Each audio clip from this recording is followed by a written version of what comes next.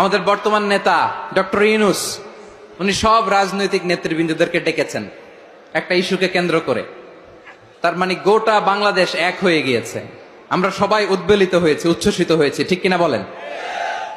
রাজনৈতিক নেতাদেরকে ডেকেছেন উনি, আমরা এক হয়েছি। এরপরে ধর্মীয় অঙ্গনের যে লিডাররা, বিভিন্ন ধর্মের, শুধু মুসলিম না, সবাইকে ডেকেছেন, আমরা ঐক্যবদ্ধ হয়েছি। এটাকে বলে ন্যাশনাল ইউনিটি, জাতীয় ঐক্য। যে কোনো ধরনের কনস্পাইরেসি, ষড়যন্ত্র, আধিপত্যবাদ মোকাবেলায় জাতীয় ঐক্যের চেয়ে মোক্ষম হাতিয়ার আর নাই। আমাদের একটা প্রতিবেশী দেশ আছে, আমরা আমাদের দেশ নিয়ে যত ভাবি তারা তার চেয়ে বেশি ভাবে।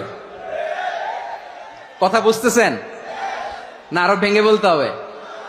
হ্যাঁ, আমরা আমাদের দেশ নিয়ে যত উদ্বিগ্ন, এদের আরো টেনশন বেশি। বলেন, আমাদের দেশে শান্তি আছে না নাই? আমরা হিন্দু মুসলিমে কখনো দাঙ্গা লাগে?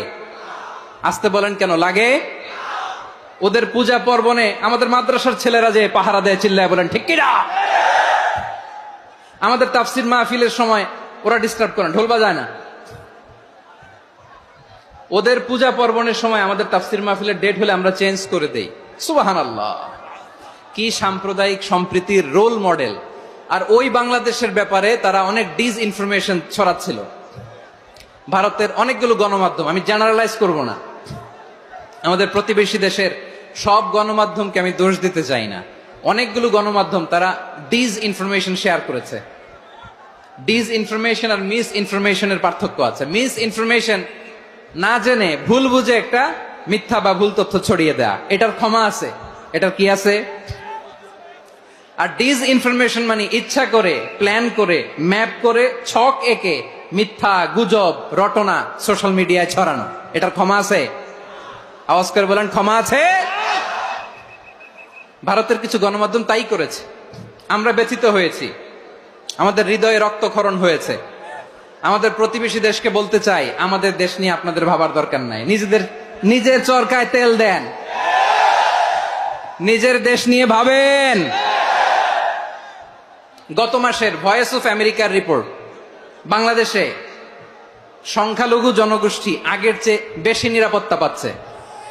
Report voice of America, Muslim report নাকি? মুসলিম জরিপ, ভয়েস অফ আমেরিকা। কথা বোঝে নাই বোধহয়। ভয়েস অফ আমেরিকা কি আমাদের রিপোর্ট? না, ভয়েস অফ আমেরিকার জরিপ, বাংলাদেশের সংখ্যালঘু জনগোষ্ঠী আগের চেয়ে ভালো নিরাপত্তা পাচ্ছে। শুধু এখানেই শেষ না, মাইক্রোসফটের একটা জরিপ শোনাই আপনাদেরকে। তারা সারা পৃথিবীতে গুজব, ভুয়া আর মিথ্যা নিউজ ছড়ানোতে কোন দেশ সেরা একটা রিপোর্ট করেছে। এর মধ্যে 1 নম্বরে এসেছে ভারতের নাম। মাইক্রোসফট তো মুসলমানরা চালায় না? কথা বোঝে নাই বোধহয়। প্রতিবেশী দেশকে বলবো, আপনারা নিজের চরকায় তেল দেন, আপনারাও শান্তিতে থাকেন, আমাদেরকেও শান্তিতে থাকতে দেন। সব চেঞ্জ করা যায়, প্রতিবেশী চেঞ্জ করা যায় না। আমাদের ল্যান্ড তাদের ল্যান্ড, পাশাপাশি। আমরা চাই তারাও সুখে থাক, আমরাও সুখে থাকি, ঠিক কিনা? কিন্তু প্রতিবেশী হলে বন্ধুত্বপূর্ণ আচরণ করতে হয়। প্রতিবেশী যদি বন্ধু না হয়ে প্রভু হতে চায়, এরকম দানব প্রতিবেশী কেউ চায় না। ভারত যদি বন্ধুত্ব উপহার দেয়, আমরাও বন্ধুত্ব দিব, কি বলেন?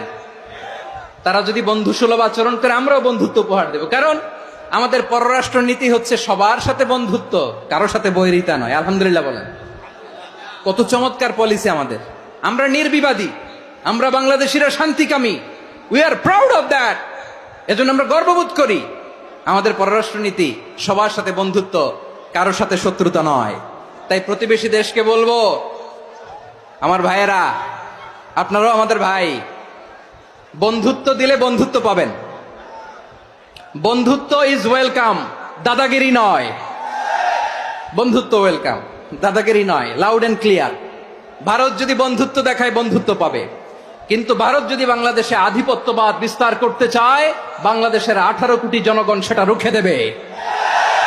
ভারত যদি গৌর গোবিন্দের ভূমিকায় নামতে চায়, দেশের 18 কোটি মুসলমান শাহজালালের ভূমিকায় নামবে।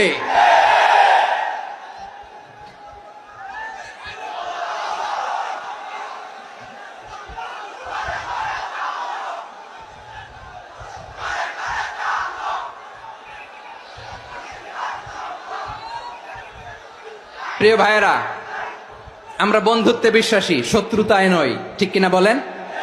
আল্লাহ আমাদেরকে বোঝার তৌফিক দান করুক।